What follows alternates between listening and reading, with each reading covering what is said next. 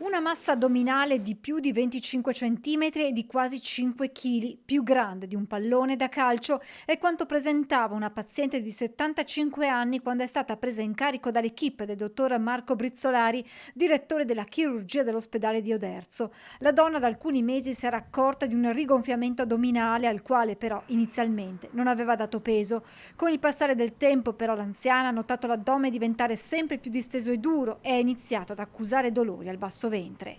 Che aveva compresso le strutture limitrofe, vale a dire l'intestino, e cominciava a dare non solo dei dolori, ma anche delle difficoltà di canalizzazione. Su indicazione del medico di base si è sottoposta a degli approfondimenti diagnostici radiologici che hanno evidenziato la presenza di una voluminosa massa cistica con caratteristiche sospette.